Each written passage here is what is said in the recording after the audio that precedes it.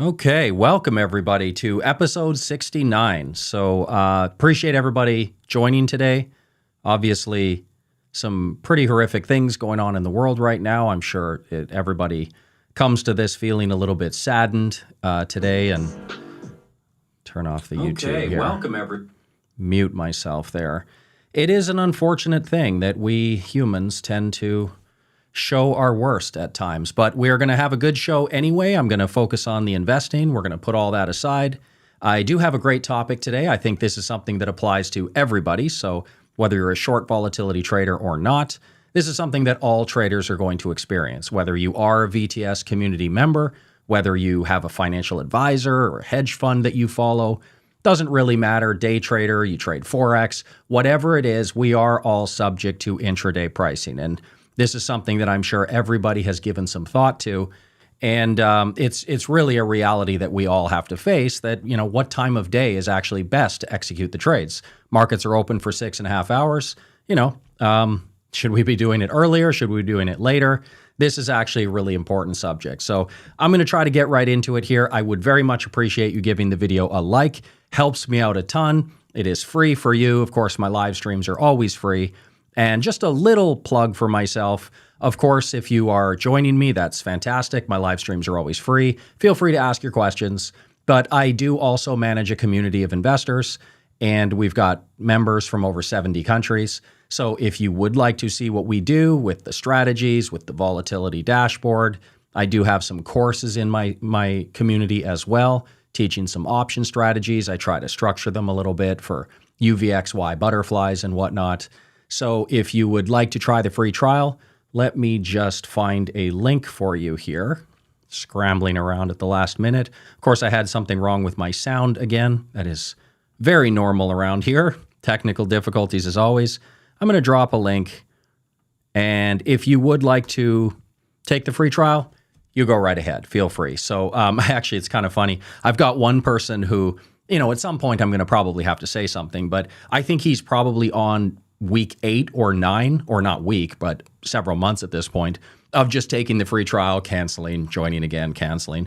It's kind of this thing we do every 2 weeks. I have not emailed him. He has not emailed me, but pretty funny. But if you want to do that, hey, you know, I'm not going to police anything. I don't do any hard sells of any kind. So if you'd like to join the community, there is a no obligation free trial. Feel free to do that. But let's dive right into this subject today.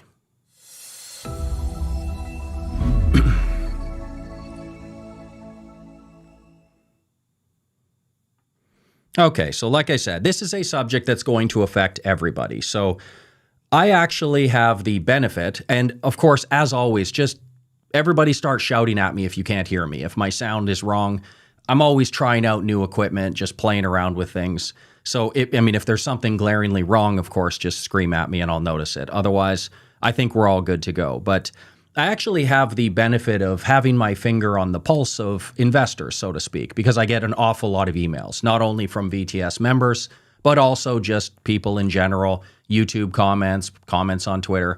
So I can always gauge what people are actually interested in, what they're wondering about.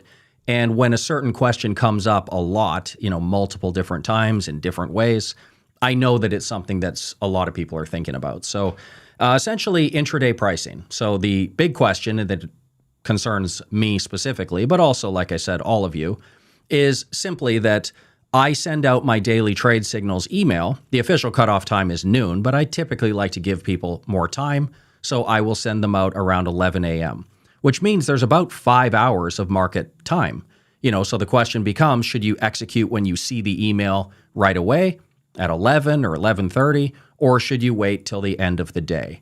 Now, the typical answer I will give before we dive into the data, what I always tell people, and this is going to sound a little bit cold, but then I'm going to use the data and back it up a little bit, is that it's really not going to matter. If you're talking about a long-term time horizon, you know, on a few months or maybe even a year, it might matter. But long-term, law of large numbers, you're going to get about the same number of times where you have a good experience, which means maybe if you execute early on and you get a good fill price, later on in the day it was bad and you kind of feel like you dodged a bullet.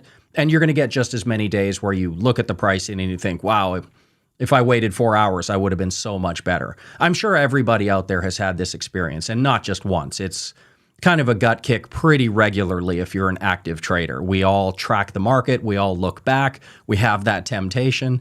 And it's, very common for us to look back and say, look at that. It crashed 5% since I bought it, and now I'm already down. But that's the answer that I give. So what I want to do, though, is actually dive into some data.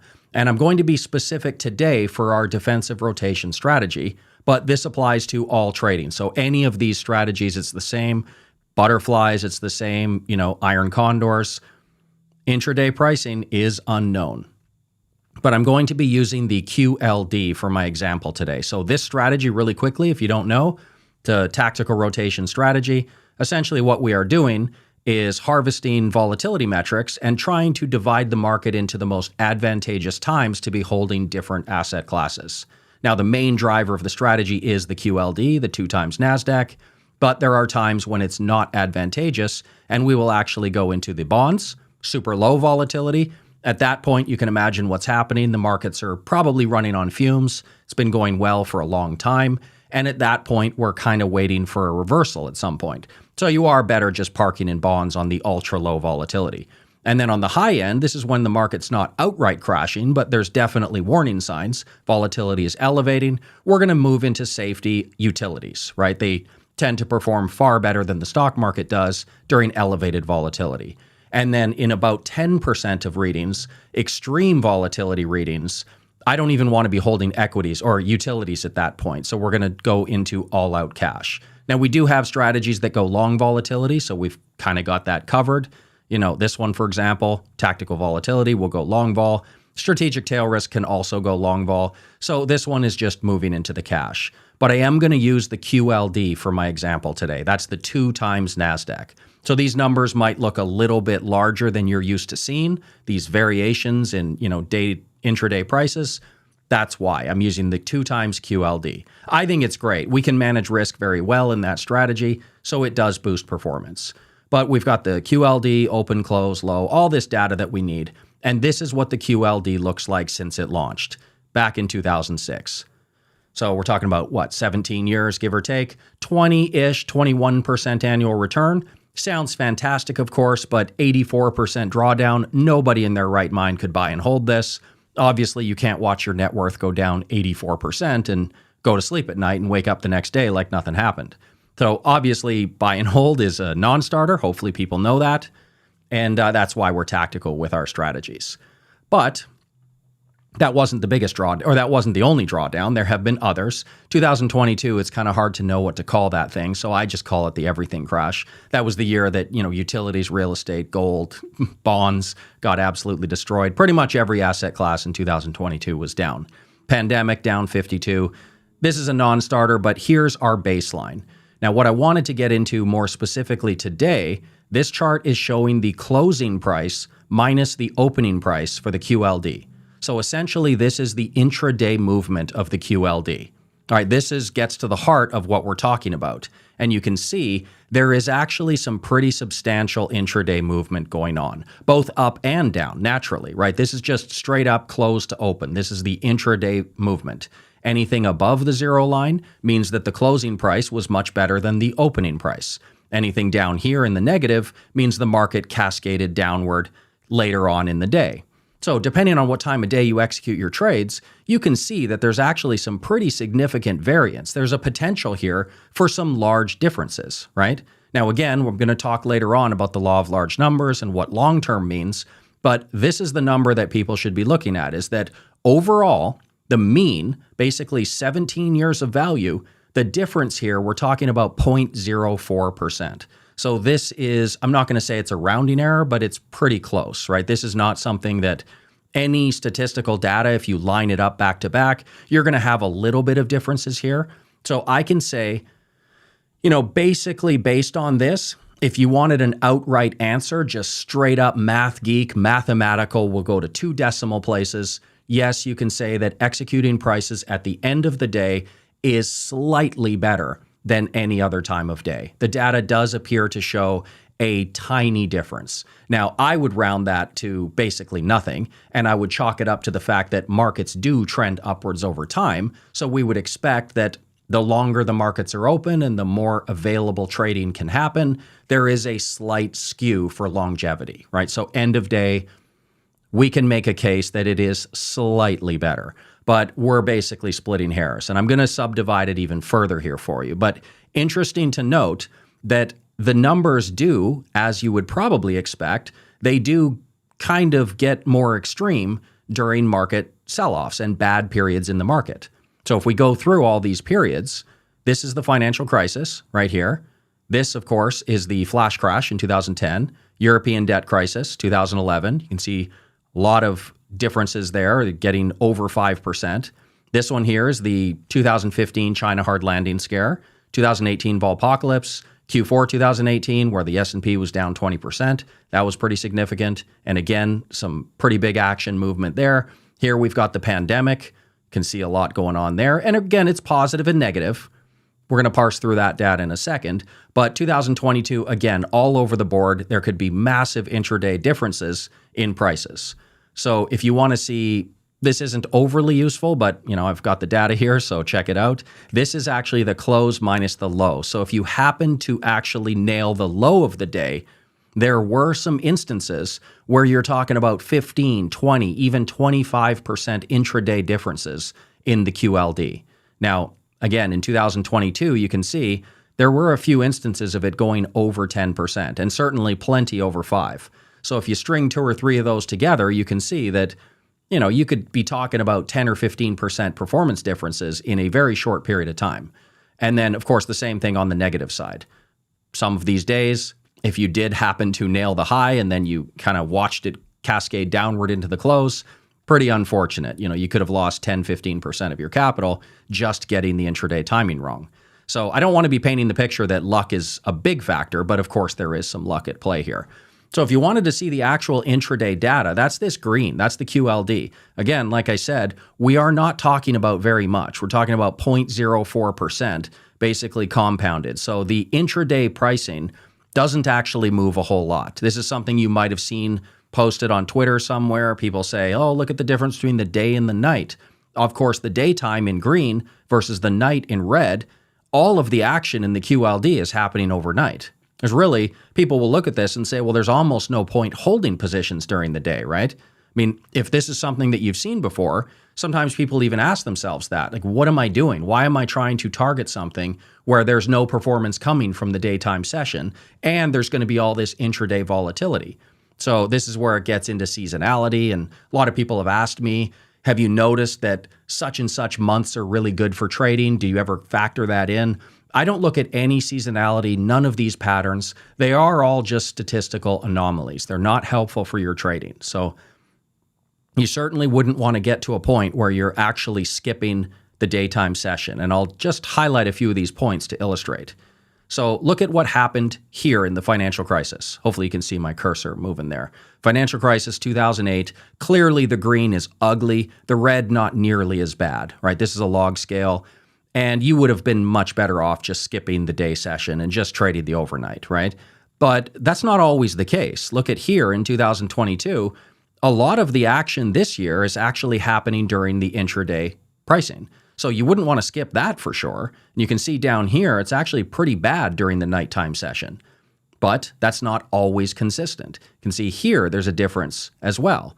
Big negative there, it's kind of chopping around flat here. So you would want the day session. Here in 2020 pandemic, look at the great performance in the day session compared to this crash in the night session. So none of this is consistent. Here's another one in 2016 where the daytime is much better than the nighttime. So the point is, this is just a statistical anomaly. This is just basic seasonality stuff that you can't really capitalize on it. Plus, you wouldn't want to be churning all your trades anyway. There's really no point. I mean, obviously, trade fees are very cheap these days, but no, I'm not going to be selling positions. In fact, I just kind of put that out of my mind. It's just part of trading. You understand that when you buy a position, unless there's a reason to get out of that position, like for me, we're tactical and we look at volatility levels. If I'm not going to get out of it, then I just let it go. I'm not going to sell it at the end of the day or buy it at the end of the day and sell it on the open. Silly. So, seasonality, we're just going to put that out of our minds. The QLD, for example, in the defensive rotation, we've been holding this position. I think we held it from, the third week of March all the way into September, right? Uninterrupted, just held it for 6 months. That's really what you want. That's how you get your performance. There's no need to meddle with seasonality and day versus night. But I wanted to go off on that little side tangent for everybody. But this is really the heart of what I want to talk about. Because if you really think about it, these are all the years for the QLD plus the performance. And then we're going to look at the difference in intraday pricing. Now, if you just think about this first before we dive into the numbers, just ask yourself the question, what makes a good year in the stock market a good year? Right? What is the one thing? There's several. We could make a list, of course, but one of the major things would be that the market has a tendency to recover throughout the session, right? It might start a little bit weak. People are a little bit uncertain, but there's been a lot of buying that year, a lot of positivity. Maybe it reverses and goes up. So we would expect in a really good year for the stock market that end of day prices are going to be better, right? And on the flip side, if it's a really bad year, well, what makes a bad year a bad year? Well, oftentimes things open pretty flat, couple hours, the market's kind of chopping around, and then that overall negativity throughout the year kicks in, more sellers than buyers, and it's been consistent for months, so the market tends to sell off into the close. So we would expect that in bad years for the stock market, we should be able to see the data pointing towards very big differences downward in the close to open. Now, if you look at the data, this is exactly what we see. The QLD has actually only ever had 3 losing years since 2006. And if you see all 3 of them highlighted in red, 2008, it was down 73%. Look at the difference between the close and the open. It basically, not good at all into the close. That's a 64% difference. If you look at 2018, it was down there. That's a 29% difference. And then again in 2022, we're seeing the market was down 60.6%, 2 times NASDAQ. And there it is again. We see a massive discrepancy between end of day and the open, right? That's what we are expecting. And then the green ones are highlighted with the 3 largest returning years for the NASDAQ. Biggest year ever, 2009. Look at the difference in the close to the open, way up at the close, right? This is trending upwards. Like I said, this is what we would expect. A lot of positivity, a lot of buying coming in, especially late in the day, and that's what we're seeing. The second biggest return, 88.8 here, and again, 34% positive on that one.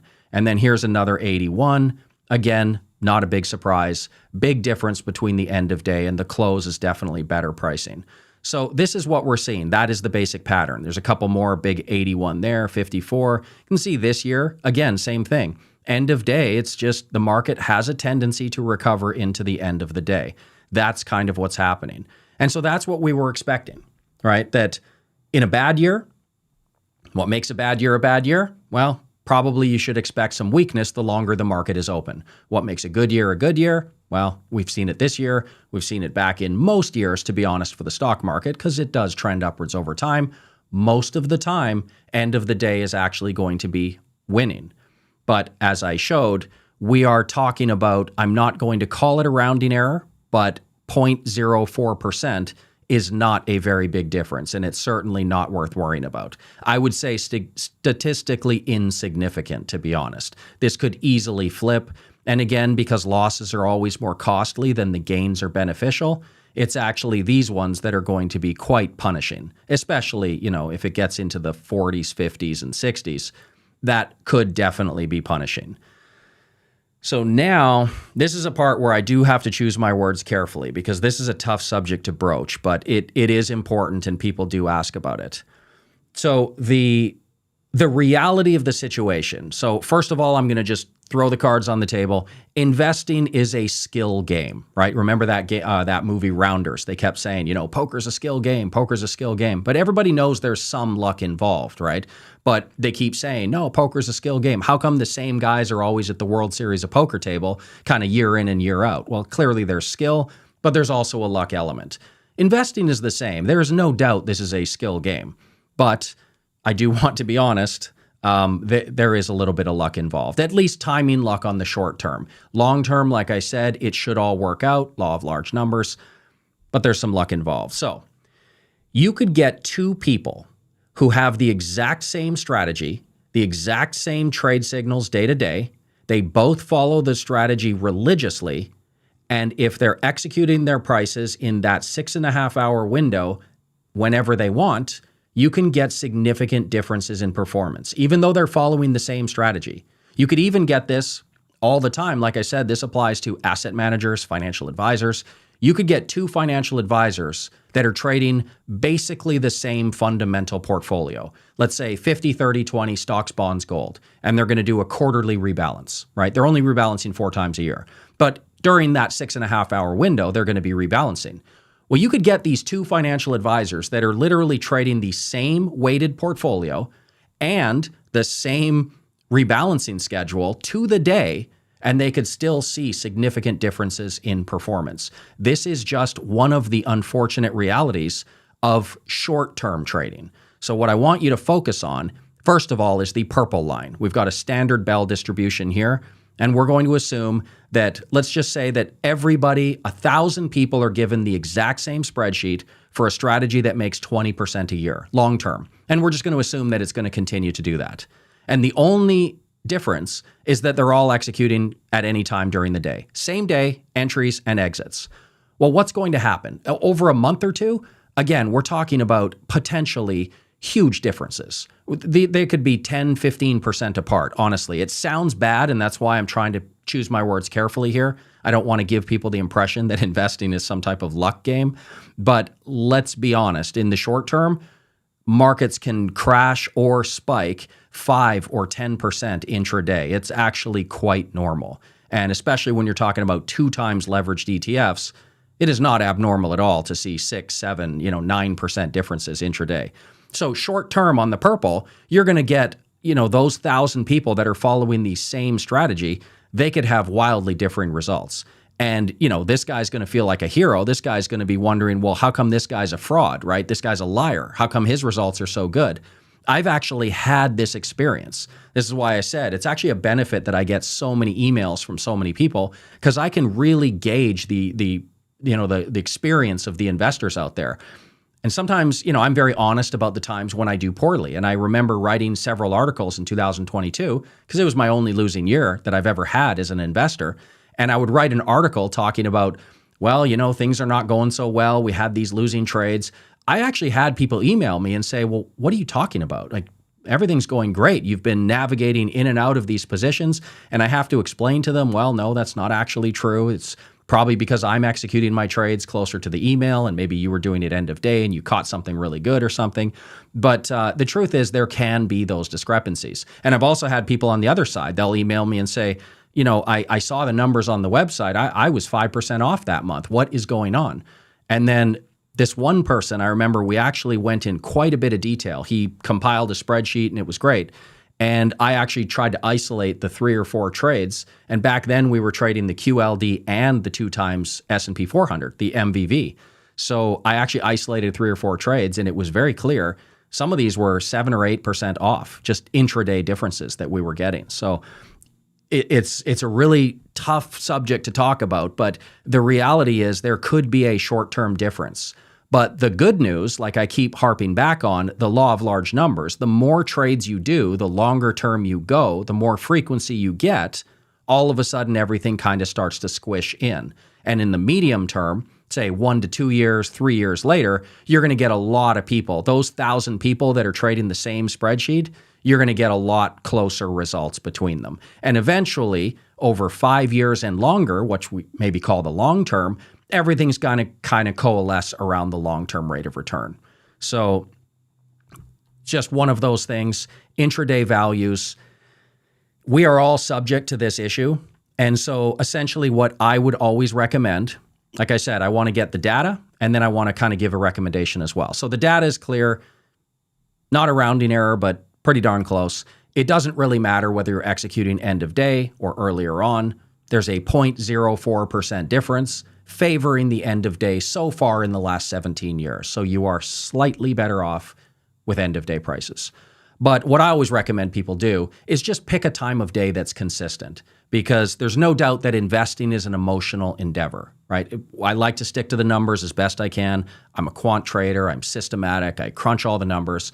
But emotions play a role, of course, and we don't want to expend any emotional capital on things that we can't control. As I always say, control your controllables, ignore the rest, right? There's a lot of noise in the markets that we just can't control. It's not worth worrying about.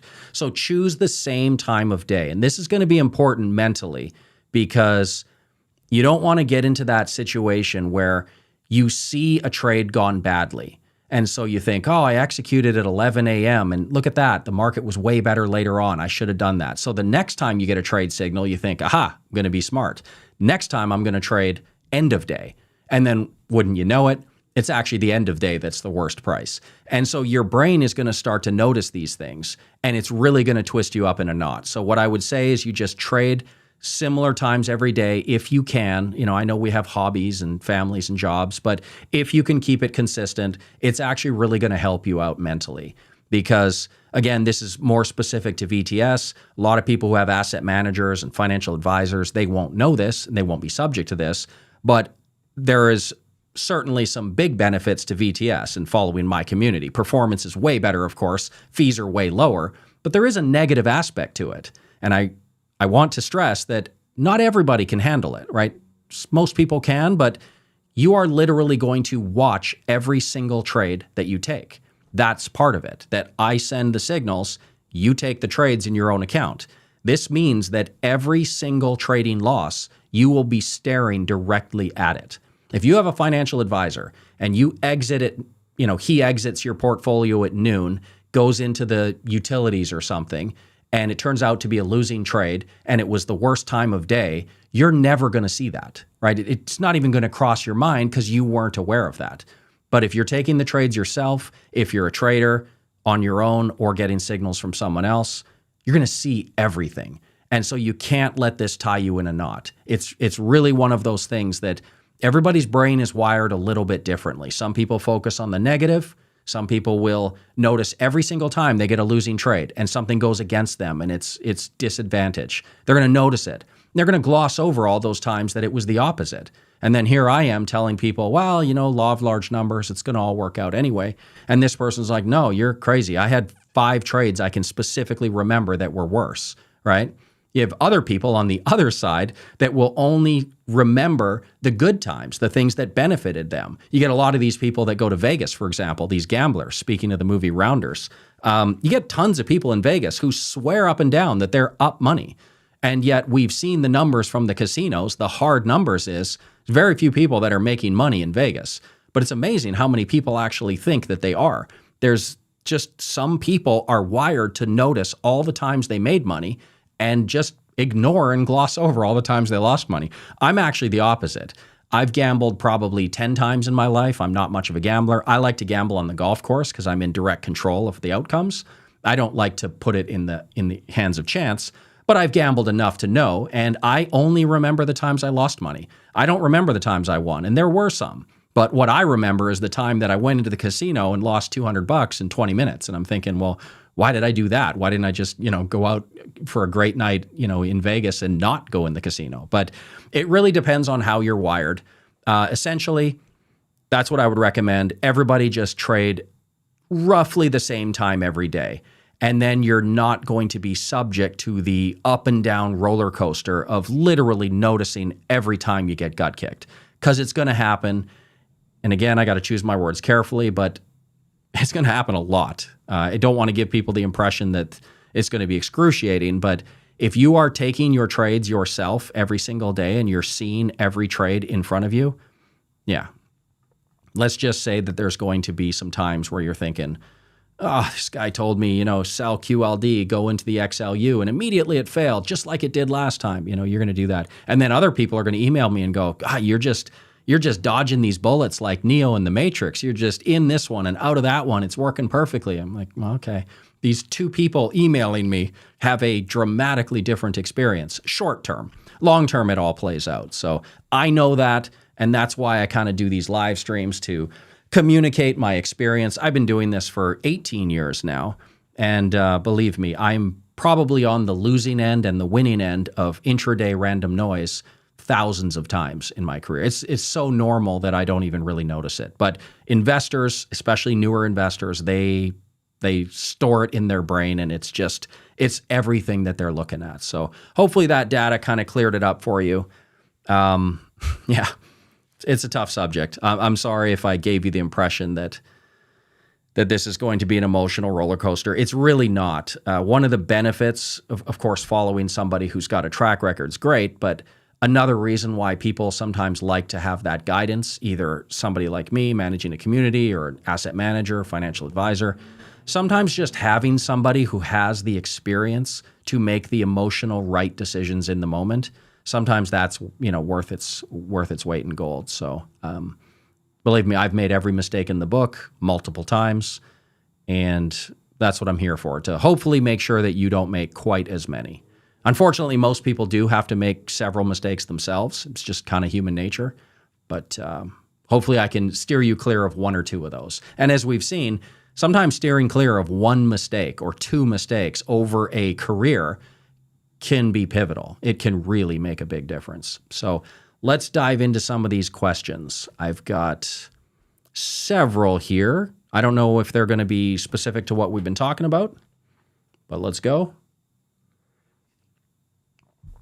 Just curious. Oh, you know what I'm going to do? Sorry, I shouldn't have highlighted your question just yet. I'm going to get a jump on this spreadsheet because everybody who's followed me, you know what I'm going to say. The spreadsheet's going to take a while to open. It's going to beach ball on me for a while. It's going to be very frustrating. And let's get a head start on that thing right now. So here's your question. Just curious about your trading signals are based on close prices or real-time prices. Okay, so yes, very specific. So basically, I have always been an end-of-day trader. It's just what I'm comfortable with. Don't know why. Personality, chalk it up to whatever. I don't look at the data. I consider the data a wash. 0.04% is not really worth worrying about to me. But from about 2012, when I launched VTS, up until 2020, I was doing end-of-day prices. And I would just stay up to the market and I would get my trades in the last 5 or 10 minutes. And then I would mark the official portfolio performance at the end of the day. And, it works fine. It's actually, there's plenty of good reasons to be doing that. I suppose one reason that I could give you would be that it does mean that I'm not front running anything, right? The signals go out at 11, and then of course I'm the last one to take the signal. So I thought that worked great. Plus, end of day prices is what everybody has access to. So there's never going to be any dispute of the person saying, well, I got this price and you said that price. No, end of day is, everybody can see that mark. But in 2020, for whatever reason, I just started to get a couple of haters, and they actually came on the live stream, and it was kind of funny. We had a little bit of fun with them. I don't mind haters. They're great. At least it's engagement, and you know you're doing something right if you've got a few haters. So no harm, no foul. But some people were saying, well, hey, why are you doing end-of-day prices? Why don't you do live trades? And of course I live trade my portfolio. Where do these people think my money goes? They think I don't have an income and I just, put it in treasuries? I don't understand. So of course it's going into my strategies, but I started doing live trading. So for the last 3 years, I've been taking the official portfolio trades at roughly 2-hour window around the email, depending on what I have to do. Sometimes I have to set up a live stream and I might miss it for an hour. Sometimes I'll do it immediately after I send it, but maybe 1 hour gap between the time I send the email and when I take the trade. And that's it. Like I said, just choose a time of day. As long as you're consistent with it, it's not really going to matter long term. And that's what I've been doing for the last, say, 3 years. So if you're doing end of day, oh, my cat just swung the door open. She's going to be really annoying. If you're doing end of day, remember, I closed it. All right. Well, that's not going to work. Hopefully you know what I'm talking about and you were watching. Remember that in a very good year for the stock market, like this year, end of day is going to be better. And my live trading, probably not quite as good because my trades are coming out at 11, 11:30, 12 o'clock. But 2022, as we showed, that would have been a good year to take live trades around noon, right? It would have been better than 4 p.m. 2021, highly skewed towards end of day being better. So I know that since I started doing this, my portfolio performance that I'm posting on the website is probably worse than the end of day, maybe slightly, just based on the numbers and how it all worked out. But long term, it's going to be the same. So I don't really care if I do live at noon. I just don't want to be bouncing around. I don't want to be that guy who thinks I'm going to outsmart the market and take it at 3:30 because the last time I got kicked. I just want to be consistent. So maybe 2024, I might decide. And of course, I announce this to the community and I tell them, what it's based on. But hopefully that answered your question. It doesn't really matter, but consistency does matter because investing is a mental game and you do not want to twist yourself in knots over nothing. Okay, your option strategies are impressive. Thank you. But I'm curious to know how you'd fare managing an active stock portfolio.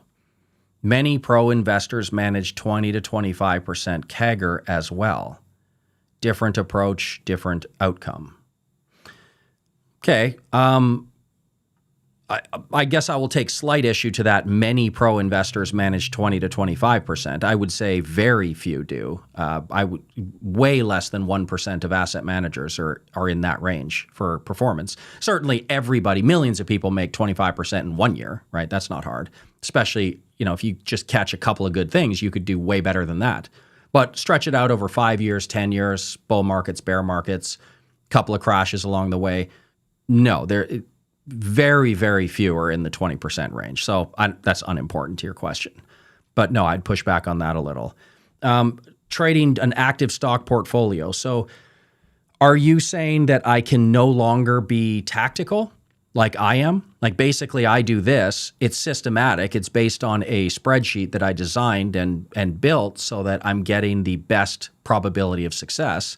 But if you're going to limit me to just stock trading, then are you removing my ability to be systematic? If that's the case, then I would literally just be basing my signals on gut instinct, right? Are you taking all my tools away from me and just saying I have to just wake up, look at the market and say, oh, I'm going to buy Apple today, or if that's the case, I wouldn't expect to beat the market. I mean, maybe I would probably have a little better gauge of the market than most people, I would say. But that type of investing, that gut instinct, I'm just going to be a stock picker, we've kind of seen that over time, you might have a couple of good years, but eventually it's going to come back to the market, right? It's very difficult if you're not going to be adding systems and structures to weed out the noise, right? And especially if you're limiting me to stock picking. If I'm reading your question correctly, like you're not going to allow me to move to safety, that's really one of my biggest weapons is that my portfolio can move to safety very quickly and anytime I want. Whenever I get those signals, I'm out. If you're telling me I have to choose a stock that's the safest of the bunch when all of them are going to crash anyway, I don't know how I would manage drawdowns any better than your, 90% of asset managers out there that can't beat the S&P. It just wouldn't make any sense. So too much of a handcuffing. But again, the performance numbers you're saying, many people do not get that return. So if you are, you're easily in the top 1% of global investors. Is selling puts on SVIX a decent way to short volatility? I would never use SVIX for options trading. Just stick to VXX and UVXY. And then basically just find the opposite. Find risk-defined methods of doing the opposite. Options trading on volatility ETPs isn't exactly like stocks. I mean, of course, there is that element of share creation and what market makers will do. And I've never really had difficulty getting fills, even when I dip down to some of the ones that don't have high liquidity and some of the ones that don't have high assets under management. Even, for example, when we get into like the VXZ, doesn't have more than 50 million assets under management. VIXM, I don't know what these are lately. I rarely check. 50 to 70, 80, I don't know. Not a whole lot. But I actually get decent fill prices. It's never been an issue. But SVIX, I would say no. I would say UVIX, no. I don't think these are ready yet. I don't think they ever will be. I mean, VXX and UVXY, you can get all market exposure you want just using those. There would be no reason to move to something like SVIX. But if your other sort of general nebulous question is selling puts on something that's going up a good strategy to short volatility? the thing you have to remember when you're selling puts, and I have a strategy that does that on the VXX, so of course it's opposite there, but you're not eliminating your downside risk hardly at all. Those premiums are going to be something, but they're very little. So of course, all the same risk management things apply. You need stop losses, you need position sizing, all of those things apply, because selling puts on SVIX, sure, it goes up and you make a little bit of money as it's going up, or at least not breaching down too far. But when it does crash, 92%, 95%, and that will happen again. When it does, then what? Well, you picked up a few pennies, but you're now, instead of being down 92, you're down 91. Okay, great. It's still devastating. So don't do that. My cat pushed the door open here because I'm actually alone here. My wife's in Macau for a week, partying, leaving me here to work. Not really fair. But yeah, so my cat's super bored. I'm sure she'll jump up and run in front of the computer any second now. So hello to my wife in Macau. What is this? Did I post that? Why are there 3 of them? I only posted it once. There's triple post, but oh, did somebody post my clips channel for me? Did one of you actually do that? That's cool. I got somebody helping out. So there's this one, and then I guess somebody posted my clips channel. Oh no, that's a subscribe. I thought one of you was helping me out, doing a little affiliate marketing for me. Okay. When we at safety, we can use TLT, XLU. Why XLU lately fall huge? Do you plan revert, probably, XLU back to TLT when interest stabilized? So yes, utilities, the XLU has been for, even before I launched VTS, I used to love utilities as my go-to safety position. Utilities perform exceptionally well during unstable times in the market. But, of course, if you trade long enough, all strategies, all investors, everybody will encounter a market where what they're doing is not going to work. It doesn't matter how well it worked in the past. It doesn't matter how long it worked for you. At some point, the market is just going to not cooperate. And 2022 was one of those years. We did cycle out into our safety positions in this strategy. Unfortunately, XLU was also down substantially. And we're seeing a little bit of that again this year, where XLU, let me just try to pull up this chart and let's see how bad this gets. I mean, look at this. This is very abnormal. This is, going back in 2022. This doesn't look like safety to me. I mean, my strategies were crushing it, obviously, for years, doing great rotations into safety. But if your safety position itself is going down, then you're in trouble. In the past, we used to use TLT, but because of interest rates, we've actually moved to cash. So to answer your general question, there is always that inverse relationship between interest rates and bond yields. And of course, utilities and things like real estate, there is a correlation there as well, a pretty strong correlation with interest rates. So as interest rates are spiking, as we're seeing, of course, those bond funds like TLT are getting absolutely destroyed. TLT is down 50%. Like, it's just a massive, devastating drawdown. I've actually got a video coming out soon talking about that. But utilities, the same thing. There is that correlation with interest rates. So what do you do, right? You can't really anticipate it completely, right? We stopped using the TLT. We also used to use the IEF, which is 7 to 10-year treasuries. We stopped using that. We changed our XLU position to a pretty large chunk of cash, and we do use gold, and we still have a little section there for utilities. But you have to trade, right? You have to put your money to work, and unfortunately, stretch it out long enough and you're going to get some pretty disappointing things sometimes. It's just going to bite you that way. And yeah, utilities crushed for the last 1 year, not performing up to the historical levels at all. So to get to your question though, am I ever going to revert back? That's the question. Am I going to revert back? Yeah, if we start to get clear signals that interest rates are at least going to pause or start going down again, then again, there's that inverse relationship where bond funds could start to recover and they would start performing again like safety positions. There is a long-term, say, minus 0.4 correlation to the S&P 500 for treasuries. Not lately. Obviously, treasuries got destroyed last year as the stock market was crashing. Correlation is obviously not causation. Everybody's kind of heard that before. But if I start to get a feeling that interest rates are going to be stable and actually going down again, if the Fed is going to have to start crash cutting, that's probably going to be a good signal that TLT might be back on the board for a safety position. Probably I would start with IEF, a little bit tamer.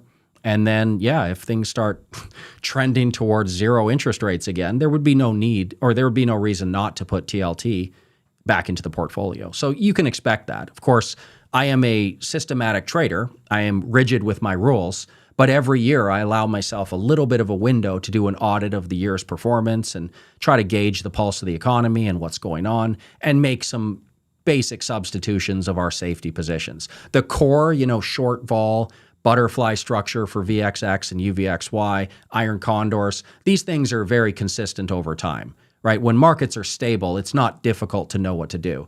But it's really those safety positions that there is a little bit of room there to sub in and out different asset classes.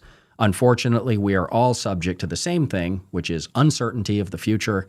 And if I were to say right now, is TLT capped out? Is it going to start going down again? You might get some differing opinions across the board. Investing's hard. But yeah, safety is still safety. It's just kind of underperforming lately, which is super frustrating, but it's better than the alternative. It's better than staying in stocks. It's better than staying short vol during a crisis. So it's doing something. It's just not really, it's not doing the heavy lifting it used to. Let's put it that way. Today, VIX is elevated. Why not making new butterfly structure for UVXY when it's raised? Good question. What signal when we execute UVXY? So let's take a look at our UVXY Butterfly. We've got one expiring today, so we're just going to let that one go. That's this trade right here. This is what it looks like.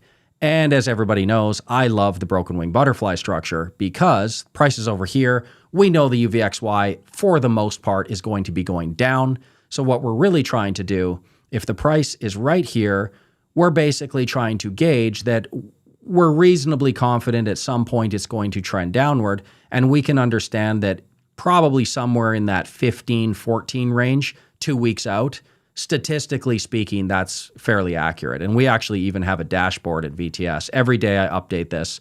So you can see the UVXY price at 1576. I'm expecting over 5-day, 10-day, 21-day, based on the VIX futures and how everything, the roll yield, of course, very important. We can kind of map out where these prices are going. And so somewhere in that sort of, low 15s. But the issue is, and the reason we didn't open one now, look at where the market is now.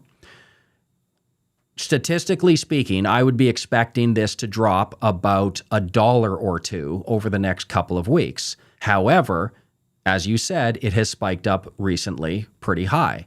So there is potential here that if the market suddenly likes what it sees, some good piece of news comes out, it's certainly possible that this crashes down a lot faster. Am I on screen share? Yes, I think I am. That this might crash down a lot faster than the statistical average. And so you don't really want to get caught in that. So if we open one, say, 21 days out, which is a little further away, at, say, centered around 15, we will adjust these prices.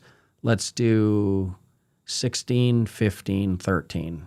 Remember, I'll do the first one. Let's just do a full butterfly tutorial here really quick. This is a standard butterfly. So you've got a big profit range in the middle. You can widen the wings even further if you want, but you've got very small loss on the high and the low, right? Out of the money butterflies are super efficient. So this is one of the reasons I love this trade. But if you break the wing, so this 14, you can put it down to 13, you can see what happened is you transferred all the risk from this side, where the price currently is, the UVXY is right there. I transferred it all down to here. So now all I have to worry about, I'm still expecting it to hit this 15 sometime in the next couple of weeks. Still a good trade, but I just don't want it to go to 13. But if you look at the UVXY, it was actually at 12 not too long ago, like in the 12s. So if we get significant vol crush, it actually could go there. So what I always say is, and this is unfortunately with options trading, there is always an element of discretion involved. There's no hard line here, but I always say that you want to wait for a little bit of volatility crush to happen first, and then you want to get into the trade. So right now, on a day that it's spiking upward, this isn't a good entry for shorting the UVXY with that butterfly structure, because it could go down exceptionally fast. If, wake up Monday morning and there's really good news in the market, well, it could go down really, really quickly. The other aspect too is, because of the way that it works off the rest of my portfolio, it's better to open those broken wing butterflies when we have strong net long equities exposure. And right now we are in the SVXY and the QLD, but we're in cash with our third strategy. So it's not fully geared to aggression right now. That's a long way of saying it's not a very good entry at this point. I would really like to see the UVXY have a couple of down days, and then you want to jump into that trade. Sometimes I found the trailing stop order type helpful. After seeing your signal, I will just send a, for example, 1% trailing stop order. I know what you're going, and let intraday volatility play out. I don't ever like to tell people what to do and what not to do. Of course, you've got your own style. I don't like this because the strategies themselves are the risk management. I don't like to put additional levels. Like sometimes people ask me the very common question, if we're holding the QLD or if we're holding the SPY, for example, should we just be selling covered calls to try to bring in a little bit of extra premium? I mean, covered calls, of course, are not good. They cut your profit, but they don't really eliminate the downside risk very much at all. So covered calls are never a good idea. They sell well on social media and people get really excited about them, but long term, they lose money. All of those sort of covered call strategy type ETFs will clearly demonstrate that if you just look at their performance. But things like that, when you're doing sort of trailing stops that are adding additional layers of risk management on top of what we already do, I don't like it because we are essentially trend following here, and you do want to let things play out, right? So, of course, intraday pricing is different, but instead of doing what you're doing with a trailing stop and trying to see if you can, because I mean, you might get kicked out of something, right?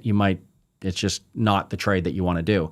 But if this is something that really concerns you and that whole 10-minute presentation that I gave didn't convince you to just mentally put it out of your head and just pick a time of day, then the next best solution would be to divide half your money, take half the trade at noon and take half the trade at 3:45. I mean, that's a better solution than trying to do this trailing stop type situation.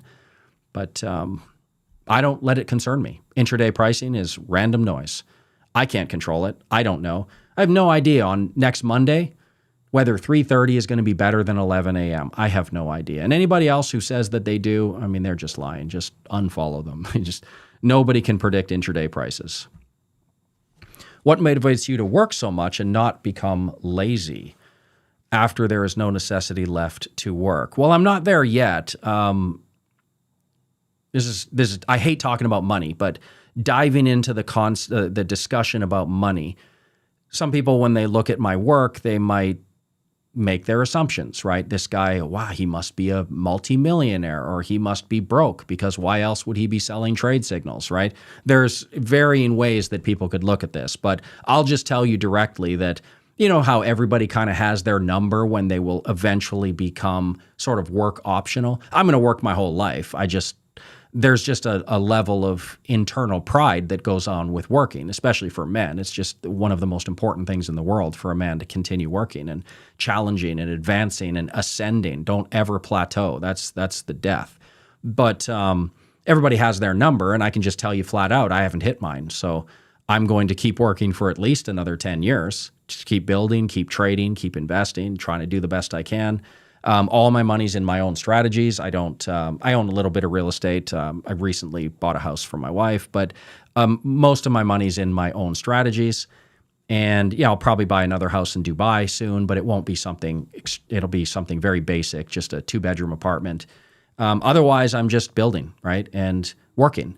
But to kind of get to the general point of your question, and like I said, work is foundational to my entire character. And I don't want to say should. I don't like to tell other people what to do and how they should manage their life. But I specifically think for men in particular, there is no greater point of pride than your body of work and building. And like I said, the dangers of plateau, that dreaded plateau, that's when things start to go real south for people. So I work because it's just who I am and it's part of me. But I will say there are actually times, I am a workaholic and I am very disciplined, always have been. Going back since I was a kid, I was in multiple sports while I was in school. I was a professional golfer while I was in university getting a double degree. I've never had a problem working. But I'm not going to say there aren't times when I get a little lazy. Usually I can snap myself back into the groove pretty quickly, but there's times when I'll go a week or two and I don't get a whole lot done. And I get really upset with myself when I do that. I think, well, I've got this long list of videos that I want to do, and I've got these articles that I want to share, but I'll go a week or two and I just seem to be spinning my wheels sometimes. And like everybody, we go through peaks and valleys. But fortunately for me, I have basically, since I was walking, been working pretty hard and not wasting a whole lot of hours. You know, I've hardly ever watched any TV, didn't ever play any video games. Most of the stuff I do is I work out, I try to golf a little bit, and I hang out with my wife. And that's about it. It just is what it is. But nothing makes me more proud than the work that I'm doing. And so it's vital. Whatever I do, I have to do that. The work, getting another video out, doing another live stream, sharing my thoughts with 47 people, whatever it is. It's great. I love this. I've got more to share. I've got a whole folder of stuff that I want to talk about. So every time I notice that I'm slipping a little bit, and I can feel it, it's a strong feeling building up. Like I told myself yesterday that I was going to finish that article, and I didn't. And I really hate myself when I do that, right? As men, there is nothing more important than being honored and sticking to your word to yourself, right? Forget about all the other people and all the other responsibilities. The things you say to yourself that you're going to do, every time you don't do one of those things and you stack L's instead of W's, I believe that that's where depression and sadness comes in. But as long as a man is ascending and building towards something and on their purpose and every day making sure that the person I am tomorrow will thank me for the work that I did today, as long as you're doing that, depression doesn't make much sense. You know, you're always going to feel like you're moving forward and you're advancing. I think about this stuff all the time, as you can probably gather. It's pretty much outside of my work and my hobbies. The process of building is something that I spend a lot of time. Like when I'm running, I'm listening to podcasts about this stuff. I'm really trying to, streamline my life and make sure that I'm honoring myself and the promises I make to myself. All right, enough about that. In other words, I don't care about the open-close values. Did I miss one? I did. Sorry. Can you show the data, closing price versus 11 a.m. price? I closed that spreadsheet. Just let me read this. Filtering in only days that you have a new trade signal, specifically for the tactical aggressive vol model.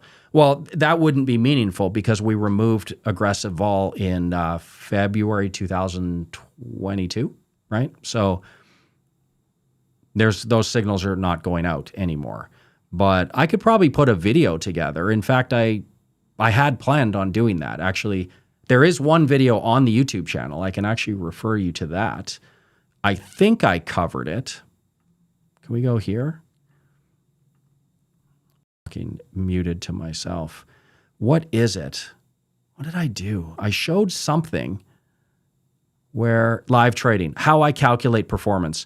I went through a spreadsheet in this article, and you can see it in the video where the spreadsheet is actually showing how I do this. So I take my live trade when I take it, and then the end of the day price comes in. I do track both of them, and I can notice the differences over time. But I haven't been actually doing that for more than a couple years. Like I said, we just started this live trading stuff about 3 years ago. I used to take all my trades about 10 minutes before the market close. And so none of this stuff really applies back then. But I'm starting to dive into it. And of course, with spreadsheets, the longer you do it, the more data you can compile. And we have no data for intraday. It's not like I can go back to 2019 and say, oh, I wonder what it would have done at noon. I just don't have that data. It's possible you could get it for something like the SPY, but XLU, TLT, gold, short vol, there's no chance. Intraday values are something that you have to record in the moment. And I think my cat's going to jump up. And I just have only been doing that for a couple of years. But there's some patterns. Like I showed in the data, 2022 and 2023, very different years. 2022, there's no doubt that people executing near the end of the day were probably frustrated. And then this year, there could be some frustration for end-of-day people. Or no, this year is very good for end-of-day people. Do the charts you show comparing strategies with S&P benchmark are on the daily or monthly? So it depends. It depends what I'm showing and how many benchmarks I'm showing. So for example, I've got a video coming out hopefully next week, again, talking about my performance score. And in that case, because you're measuring drawdowns and performance, it actually really matters what the drawdown number is. So I'm using daily for that. And you'll see that when hopefully you're going to watch my video next week. But there are times, like for performance-wise, when I'm reporting results, I actually, because a lot of the benchmarks that I compare to, hedge funds, short vol index, stuff like that, they don't actually have intraday. So what I'm actually showing is, like, for example, here, maximum monthly drawdown, 25.98. You can see the VBank's 21.55. This is marked at the end of the month because a lot of the things I'm comparing against, they don't release the day-to-day numbers. And I like to crunch numbers and have a lot of data in comparison. So some of the things I do is just monthly. It's just way easier to do it that way. You just, once at the end of the month, you just compile the results and it smooths out my stuff, very streamlined. So yes, technically, I don't know if it's up or down super slightly in both of these. It's basically the same. The only one that changes a little is the drawdown. With the S&P, it changes a lot, but our portfolio is, we've got some positive and negative correlated strategies and trades going on, so it's far less important for us. Basically, the maximum drawdown, I think I've got that video coming out maybe next Wednesday, and it'll have the exact number, and I think it's something like 26.9 or something. I'm just going by memory. It's like 1% higher. But our portfolio is very balanced. If you were to show the S&P 500, it actually is significantly different. So it is what it is. I would probably prefer to show the daily, but it doesn't really matter. It really saves me a lot of time to not have to compile so many things. I've always got more work than I have hours in the day, always. Okay. Did I miss one? I always click it and then I go back to somebody else's, and I shouldn't do that. It's a really bad habit. So SVXY down 7% today. I saw it down 4%. So I'm not, oh wow, look at that. UVXY is up 20. What is going on in the market? The S&P is only down 0.58. But apparently the volatility market is going crazy. That is nuts. That's a huge volatility move for a market that's not really moving. The VIX is up 20% today. So let me get to your question. What are you saying? Aside from, wow, that's a massive disconnect from the S&P 500, that's for sure. Should we ever use a stop beyond the daily email? No, this gets back, I don't know how long you've been sitting here listening, but this gets back to the same thing. The risk management is the strategy. So if that persisted, like for example, we are just barely on a sliver of SVXY. So this is one of those times, it's just unfortunate, right? We were less than 1% away from being in gold today instead of SVXY. This is actually kind of, again, I have to choose my words carefully because this is going to give people the impression that luck plays a large role, which it's only a small role. But you can see gold's up 3% today and SVXY is down 6.7. That's a 10% difference, right? You can see how close we were to being in gold today. And unfortunately, the way that it landed, this strategy was in cash. We weren't in the SPY today. This strategy, unfortunately, is in a sliver of SVXY. What are you going to do? But the general point is, on Monday, I will input my data about an hour after the market opens, and I will give the trade signal then. That's the risk management. No intraday stops, nothing changes, because again, it's one of those law of large numbers thing. Every time you feel like the market, oh, it's going down, I should stop out, there's just as many times when it's going to bottom and recover late in the day, right? Sometimes it could be spectacular differences. Remember the flash crash in 2010. Anybody who used a stop loss got absolutely destroyed because, of course, we know it recovered strongly later in the day. I just don't mess with that. I feel like switching positions once per day, knowing that worst case scenario, I have to suffer through one day of something. That's exceptional nimbleness for a portfolio. That's good enough. You don't need to get to the point where you're trying to anticipate, is this going to be the worst? It's down 7 now. Do you get out? Right? That's not a fun loss, 7% in a single trade. That's no fun at all. Do you get out? Could be positive by the end of the day, and then what? Or it could go down and it could be down 12% by the end of the day. We don't know. Of course, don't want to see it down 12, but you never know. What a random decision to use a stop loss, right? Not hacking on you. It's a good question. But no, Monday. Today's Friday. It is what it is. We're in that trade. We're in a couple of others. It's fine. Just let it do what it's going to do. Sometimes it sucks. And Monday we will deal with it. And our portfolio's nimble. We can actually just cycle out if we need to. And I would guess that given what we're seeing now, it would be highly unlikely that we don't move back into gold on Monday. I don't want to get ahead of ourselves here, but I can't tell you what to do. I was going to say don't do that, but yeah, I'm in SVXY until market close. That's the way it is. Do the charts, sorry. Why is there a bigger than normal gap in VIX term structure between January and December? Been wide all year. I've noticed that as well. Sometimes those gaps mean something, sometimes they don't. VIX Futures is a freely traded market, so it is what it is. But anytime you get a binary event, sometimes you'll see kinks like that. So what's happening in December? Maybe people are pricing in some type of likelihood that rates will start getting cut at that time. Maybe there's, sometimes when there's a presidential election coming up, you'll see a kink in the term structure. I wouldn't read too much into it because, number one, we are harvesting data from many more places than just the VIX futures. And secondly, the volatility ETPs are only using the front 2 months of the future. So right now, it's not an issue. And that will probably work itself out by the time it's relevant. I don't really worry about those kinks. I certainly don't change my trades based on it. I watch it and I notice it, monitor it, but that's all you can really do. What time is it? Just over an hour. I should cut this, but I never can. I don't know why. I just can't do it. I always feel the need to answer everybody's question. I'm new to VTS and trading really seems interesting. Hope so. Please let me know cheat sheet to start understanding more of your strategy. There's no cheat sheet. There's just the emails or, of course, go through the entire email, right? Everything that you see in blue is a clickable link. So the volatility barometer plays a large role in our portfolio. Each strategy has either a video or a full course attached to it. So there's a course there. Go through the stock replacement course. That's another full course. Here's a strategy video. Of course, volatility trend has a course. Iron Condors has a full, 30-part video course. Hopefully that's the right. No, it's not. Oh, well. Go through all of those. And then, of course, there's all of these clickable buttons down here.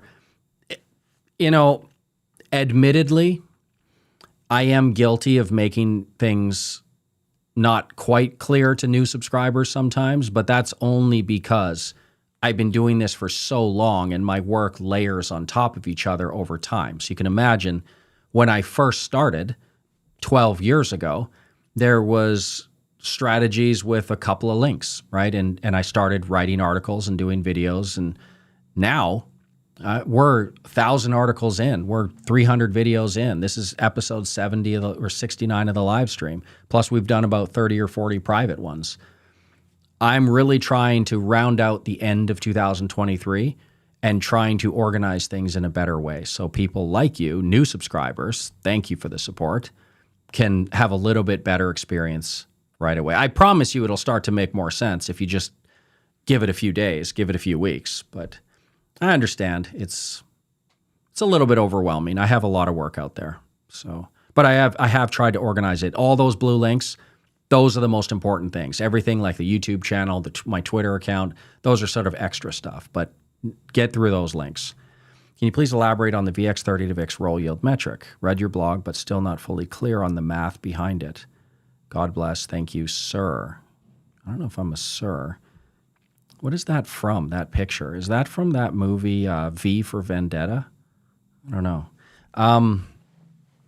The VX30 to VIX roll yield. Well, you said the article wasn't clear. It's been a long time since I've read this article, but let me see why it wouldn't be clear. What was I talking about? Yeah, I think that's pretty much on point. I know what I'm saying here. I see where he's going with this. Yeah, that's all good. So you're talking about the formulas don't really make sense. So essentially, I mean, I tried as best I could to just give people the formula, and I actually even highlighted it in my spreadsheet here. But in order to have that formula make any sense, you do actually need all the data, the VIX futures, the daily roll, right? The number of days to expiration. That's what this is all based on. The formula doesn't make any sense if you don't have the data. So my first question would be, do you have that? Do you have a spreadsheet with all the data going back to, March 26, 2004? If you don't, good news. Not immediately, but good news. I've got a couple projects this year that I want to finish off, but I am planning to release a spreadsheet for people who follow VTS and give you that data. So that's coming. I don't think it'll be very long. You don't have to wait, months or a year. But let me finish off a couple of things, and then I will get you that data. And then once people have the spreadsheet, at that point, I can start doing live streams, basically breaking down some of those metrics. From a live stream, we could dedicate, 15-minute block to that metric. I could break it down, show people how it's calculated, what it means, all that stuff. That's coming. What is your opinion of dollar cost average to get into positions instead of just buying the entire position at once? I just buy the entire position at once. It's what I've always done. Like I said before, I've made every mistake in the book over my 18 years investing. And what I have noticed is that it is important for me, and I would say that, by proxy for other investors, it is just important to eliminate all the things that you can't control and just focus on the things you can. And one of the things that none of us will ever be able to control is intraday pricing. So do I dollar cost average? No, because as I showed with all that data at the beginning of the live stream, when you do it long enough, it doesn't matter. It really doesn't matter. So I know that I'm going to be investing for multiple decades. If you were one of these, I don't know, nobody's like this, but just as an example, if you were going to tell me literally, I'm going to invest for 1 year and then I'm done forever and I'm never investing again. Don't know why anybody would do that. They shouldn't or wouldn't, but just for this example, in that case, I would say, yeah, maybe you should dollar cost average because like I showed, in any one specific year, you could get some pretty big differences in pricing, right? It could cost you performance or it could make you a bunch. But if you want to remove that uncertainty, you could at the very least divide your capital and take a little bit earlier on and a little bit later in the day. But if you're going to tell me that, yeah, I'm like any other person, I'm going to be investing for 10, 15, 20 years, well, then there's no point, really. You just have to understand that there's going to be just as many times you get a good price as a bad price. Don't let your brain lie to you. If you're a person who focuses on negativity, don't let your brain lie to you. You might think that you're always getting gut kicked and it's just the world is against you and the market gods are laughing at you every time you execute a trade. Well, no, that's just your brain not recognizing all the times that it helped you, right? And some people are the exact opposite. They're only going to see the good times that it helped them. They're never even going to notice all the times that it's hurting them. So Hopefully that kind of answers that question. Long term solves everything. Law of large numbers. High trade frequency, long term fixes all of these little, should we do this and that? And what about earlier on or later in the day? Dollar cost averaging. It all works out long term. Nothing, I almost said nothing matters. A lot matters, but execution time of day does not. You always do the Wheel of Fun on VXX. I have been doing it on UVXY. Do you think VXX is better over time for the Wheel of Fun compared to UVXY or UVIX? UVIX is out simply, like I said before, trade volume might be an issue for you. Might not, might be, but who cares? VXX, UVXY, UVIX, all the volatility ETPs except the midterm ones, but all of the major ones, they're all trading the same thing, the front 2-month futures. So just stick to VXX and UVXY. You can do everything on those. For me personally, I do the Wheel of Fun on VXX. It just is what it is. It's exactly the same strategy on UVXY. No reason you couldn't do it on either. So for me, UVXY, a lot of my butterflies are on UVXY, right? So just is what it is. I try to spread out my strategies. I've got 5 or 6 going at the same time, different strategies totally from one another. And I've got to figure out which ones go where. So VIX options takes the VIX, my volatility trend, largely UVXY, Wheel of Fun, VXX, tactical volatility, SVXY. I mean, you get the point. There's a lot available for us. I've got a lot of strategies going and got to match them up. So consider them all roughly equivalent. What is your opinion on layering multiple Wheel of Fun trades at the same time, maybe using limit orders to enter? You can do that. I can just show you really quickly what I personally do. And of course, there's going to be a course on this and whatnot. But my wheel trades, essentially what I do is I have one layer that I call aggressive, right? So this is something that I have no problem trying to get really big premiums with this one. You can see sometimes, almost $2, right? This one, $2.62. That was a good covered call. $2.11 for a short put. You get the point. But then I also have one that's far more conservative. And these are independent from each other. So I don't do anything in this one that I wouldn't, because I'm in this one.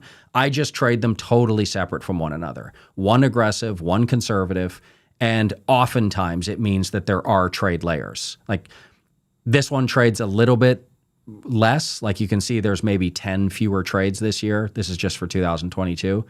But I just let them go. Whenever I feel like that strategy has a trade available, just go for it. So right now, the only reason why I'm not getting into short puts right now, same reason I talked about before with the UVXY butterflies. You don't want to enter trades that the risk is to the downside when you're seeing this massive spike. And that's a little bit alarming considering the market is only down. This is actually kind of funny. The market's not even down 0.5%, but the UVXY is getting absolutely hammered. Anyway, there's a big potential here for volatility crush. So, obviously a broken wing butterfly, the danger is that it goes below 13. What I would want to do is I would want to wait a couple days just to see if it's going to calm down a little bit, get a little bit of volatility crush, and then I can get into a butterfly.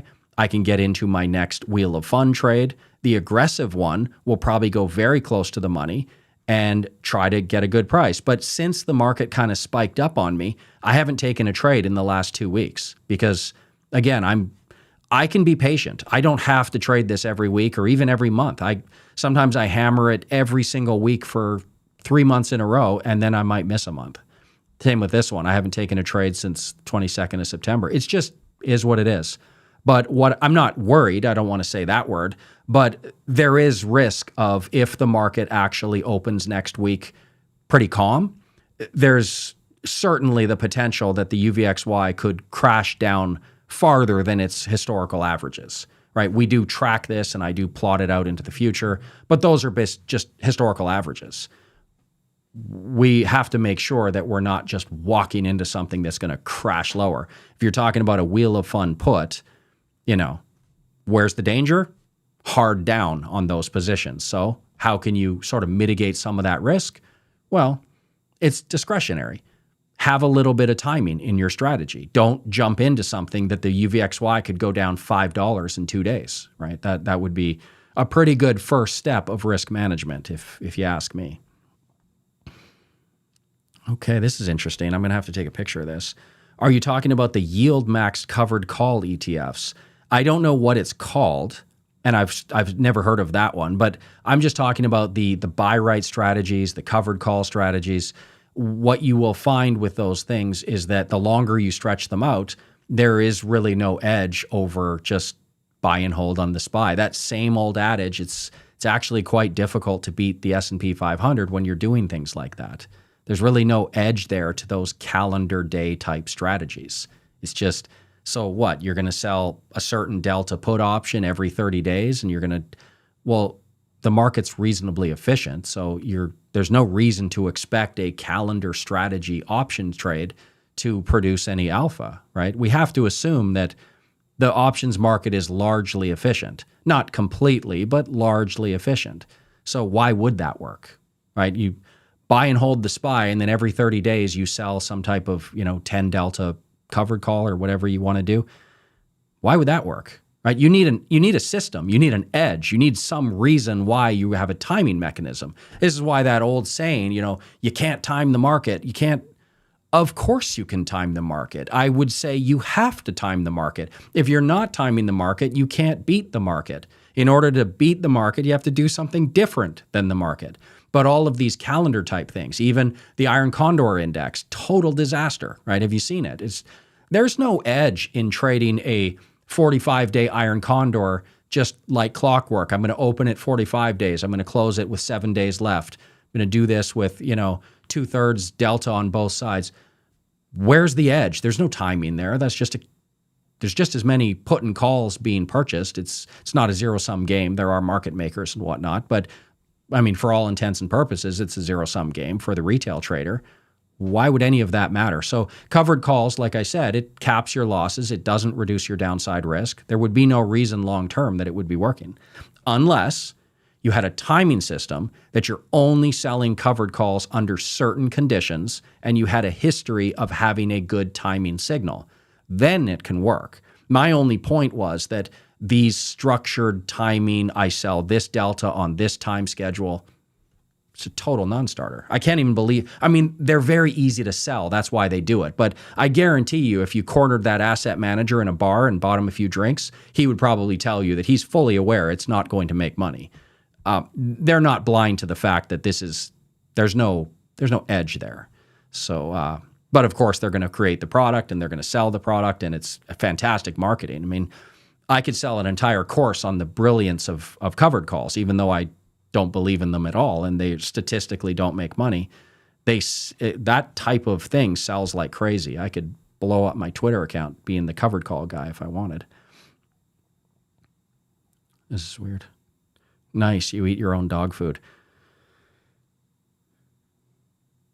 I think what you're referring to with this one is when I said that aside from a couple of real estate things, all my money is in my own strategies. And I think, because I've often said this myself with respect to my own trading, all of my money goes in my own strategies. I'm a chef that eats his own cooking. I've never heard somebody word it that I eat my own dog food. That is an interesting one, my friend.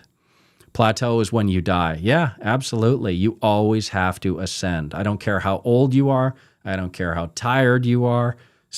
Life can wear us all down.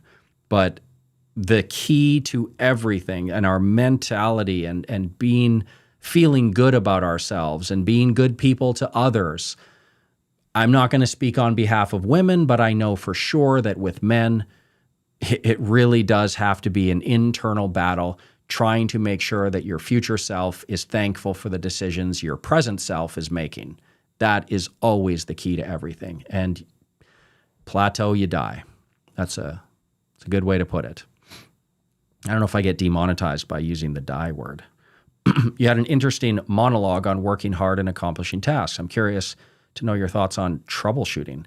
Sometimes people are working in circles. Troubleshooting what? It would depend.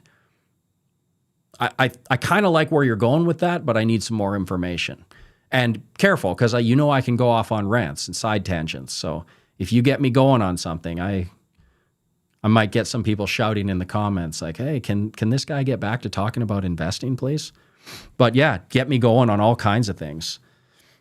I'm actually, one of the things I was kind of dreading doing this email, to be honest, with all the stuff going on in the world, all the horrific things going on in the world. I thought that at some point I would get dragged into a conversation about that, and I haven't so far. So, God, there's more questions piling up. Let's try to do a little bit of a lightning round. I apologize to everybody if you feel like I didn't thoroughly get to your question.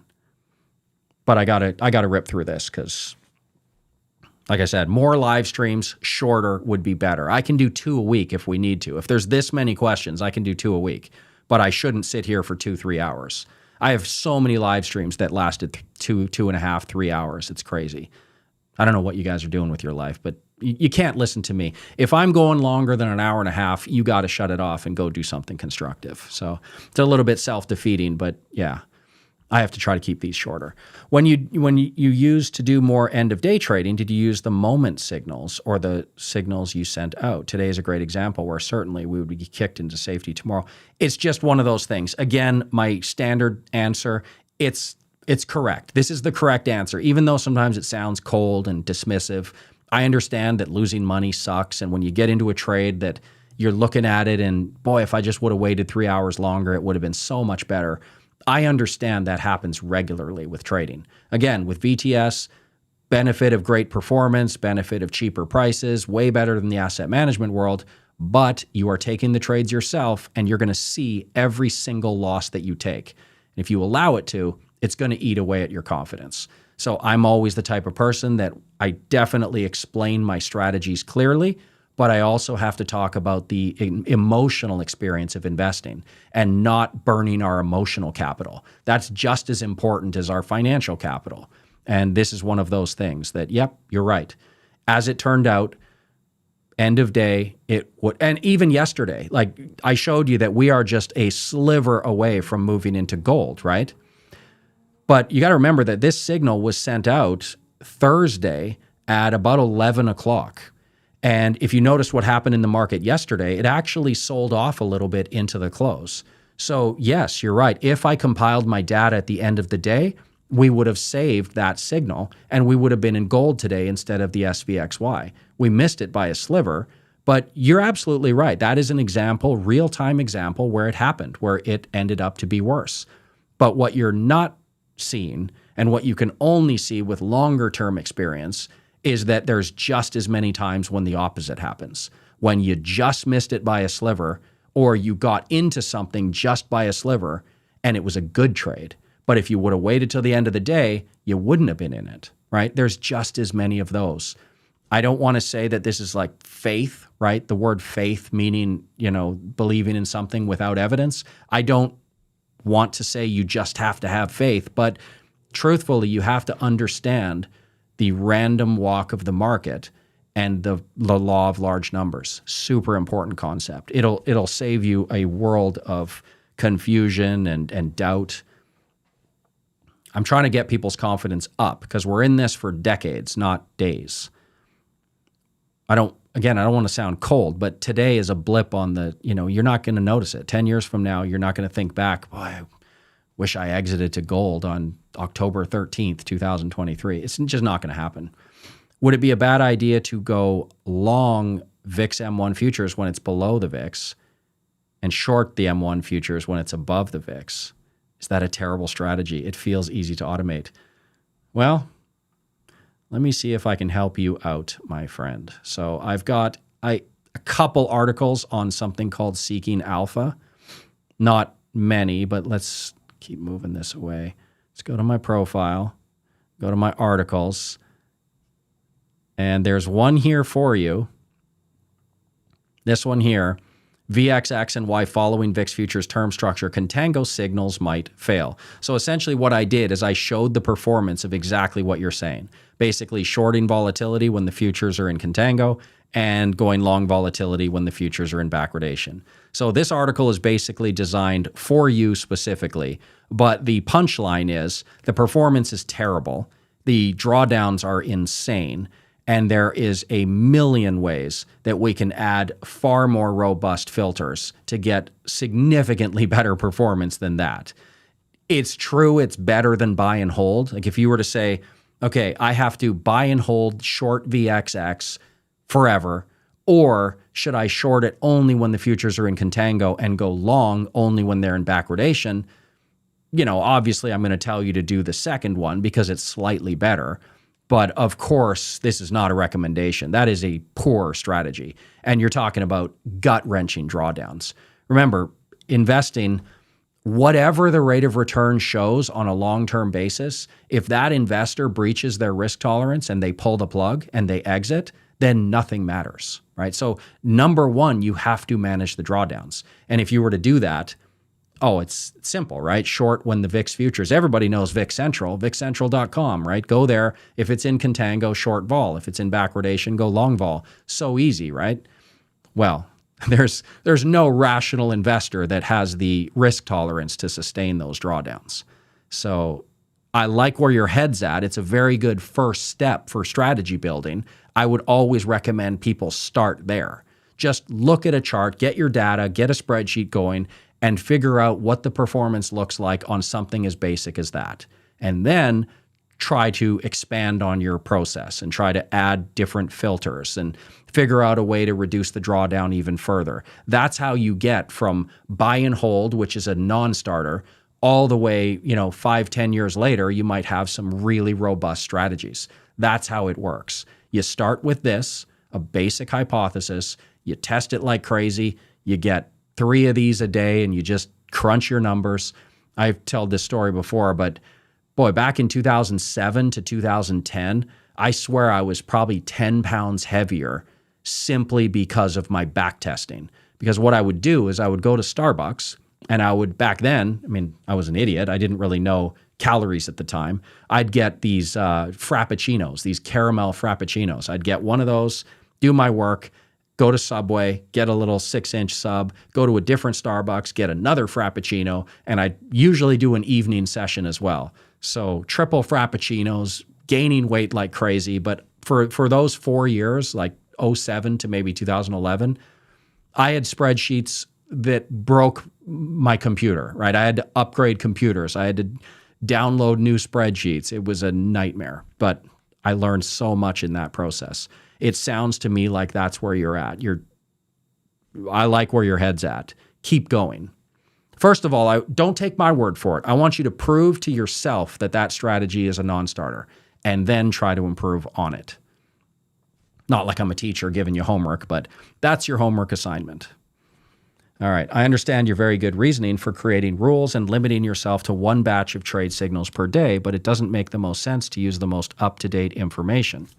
Continue. So I assume what you're saying is because I compile data around 11 a.m. and then assuming, in the past when I took end-of-day signals, I see where you're going. If you would make one trade per day, wouldn't you want that to be based on the current information and not information from 5 hours ago? It has to be a little better, no? So, essentially, you've just reminded me of a video that I have on my to-do list, but you'd be surprised that the difference long-term, of course, short-term, as I showed today, all bets are off. It could be 10, 15% difference, but long-term, it's the same. And you'd even be surprised that next day isn't that bad either. If you do close to the open of the next day, it's worse, but it's probably not worse to the point where you would think, right? So it's actually that 1 day window is pretty ideal. It doesn't matter when you compile the data, when you do the signals.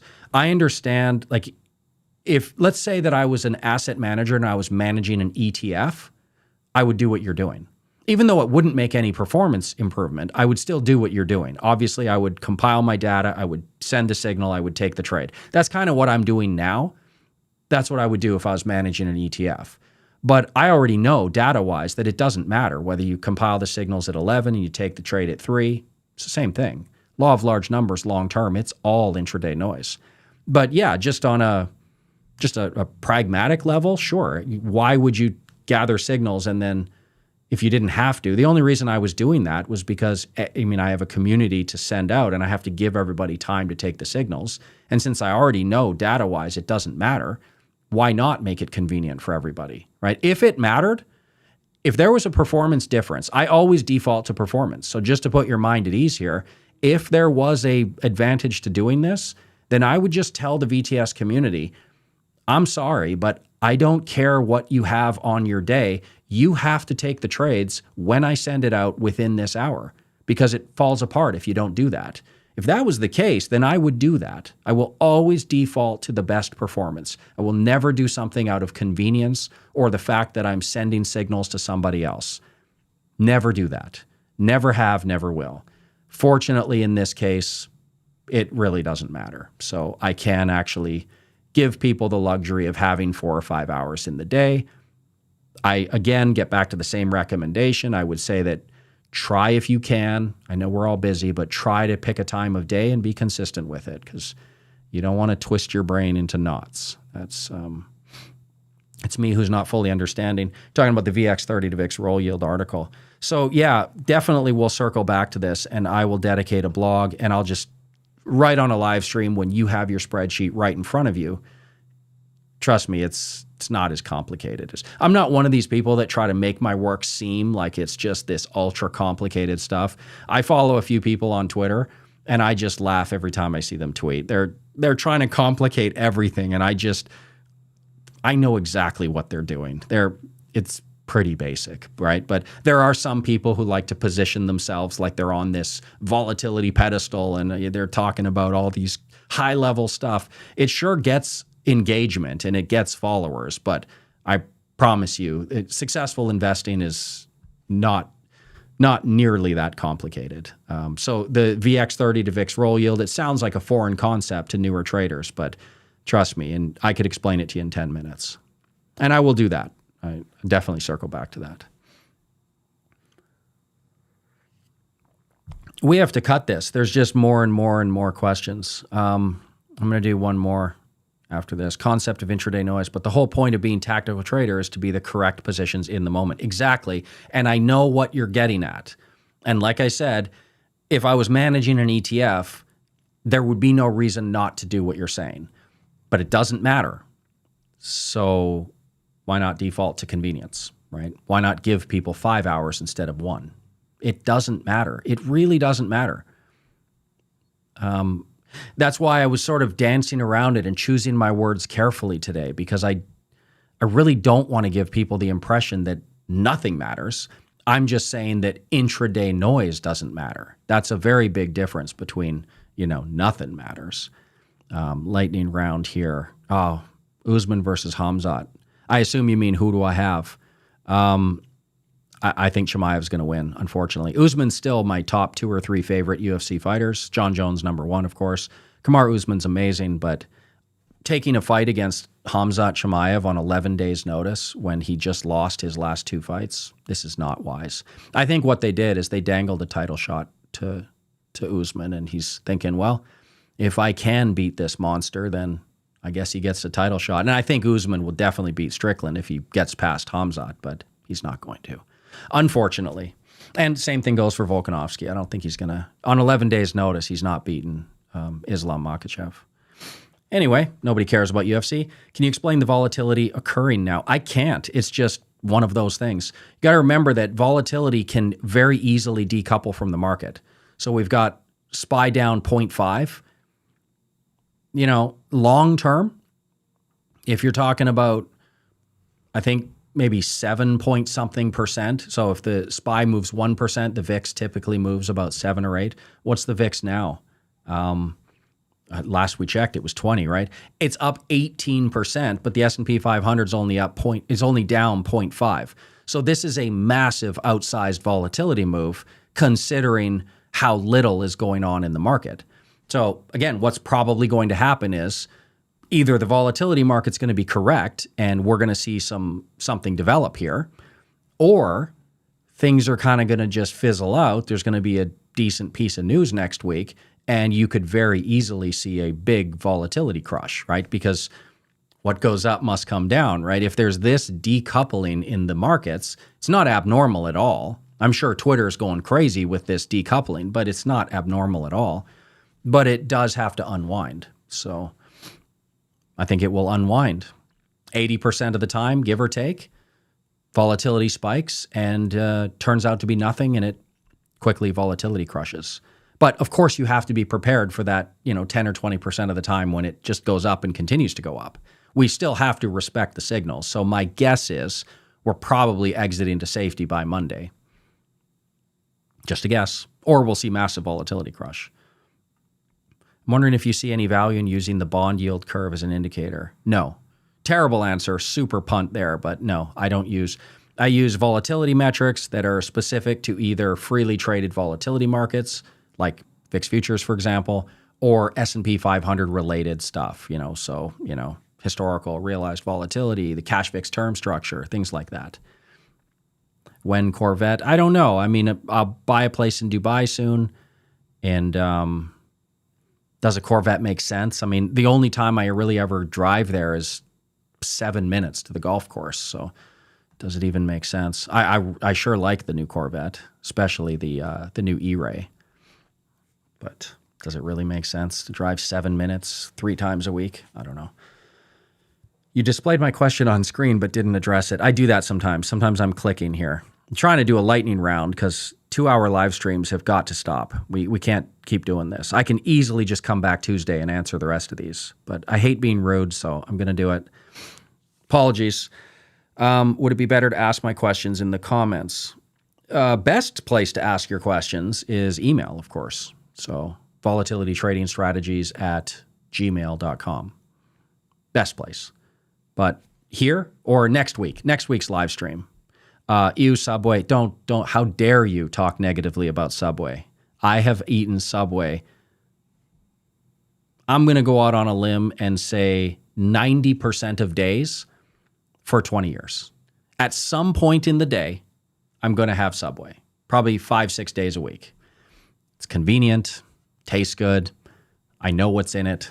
I do tend to count calories and especially count proteins and all that. So Subway is just super easy. How dare you? Next, you're going to be criticizing Starbucks, and we just can't be friends if you do that. So 30-year bond auction didn't end well, with the yield experiencing a significant increase. In fact, it marked the worst performance in the past 2 years. It seems the bond market is signaling something, that there's really no faith in fixing this economy anytime soon.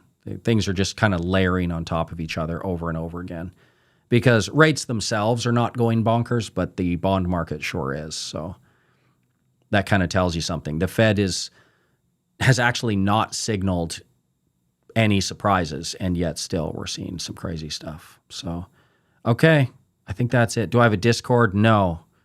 I'm an old man. I don't even know what Discord is. When Dubai? In evening now? Yeah, right now I'm in Taiwan. I'll probably be in Dubai again in November or December. I'm going to try to spend 6 months there and 6 months here. Or 6 there, 5 or 4 in Taiwan, and then a couple months somewhere else. I think maybe next April or May I'll be in Italy.